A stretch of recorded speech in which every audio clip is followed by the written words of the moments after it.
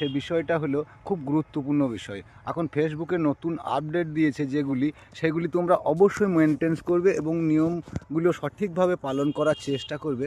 তার কারণ হচ্ছে প্রথম হচ্ছে অ্যালগোরিদম সিস্টেমের মধ্যে নিজের ফেসটাকে আগে দেখাইতে হবে তোমাদেরকে। আর দ্বিতীয়ত আমি কি বলবো, যারা কন্টেন্ট মনিটাইজেশনে ওয়েটিং লিস্টে আছো, তো আগের ভিডিও আমি করেছি, এই ভিডিওটা আমি তোমাদেরকে আবার করে দেখাচ্ছি। তো বলছি যে যারা কন্টেন্ট মনিটাইজেশনের ওয়েটিং লিস্টে আছো, শুধু ওয়েটিং লিস্টে যারা আছো তাদের জন্য এই ভিডিওটা অবশ্যই তারা মন দিয়ে দেখবে এবং ভিডিওটা পারলে লাইক করবে, শেয়ার করবে, কমেন্ট করবে, যাতে তোমাদের জন্য আমি আরও নতুন নতুন ভিডিও নিয়ে আসতে পারি। তো প্রথমে আমি কি বলতে চাইছি তোমাদেরকে বলো তো, যে পেজটা যে ব্যক্তি খুলবে তার বয়স যেন 18 হয়। তাহলে প্রথম 1 নাম্বার নিয়ম হচ্ছে 18 বছর বয়স হতে হবে তোমাদের। হ্যাঁ, তবে তোমরা এলিজেবল হবে। দ্বিতীয়ত হচ্ছে যে 18 বছর বয়স হওয়ার পরে তোমাকে কি করতে হবে, যে 10,000 ফলোয়ার করতে হবে। তোমার পেজে হোক, প্রোফাইল হোক, 10,000 ফলোয়ার চাই। আর কি চাই, তোমাকে 1.5 লাখ ভিউজ আনতে হবে।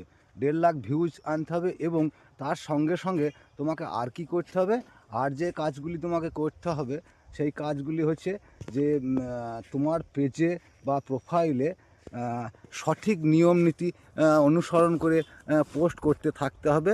তো যাই হোক, তোমাদেরকে আমি বলছি, যতটা পারছি আমি বলছি।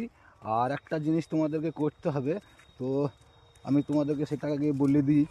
সেটা হচ্ছে যে 30 দিন অ্যাক্টিভ থাকতে হবে।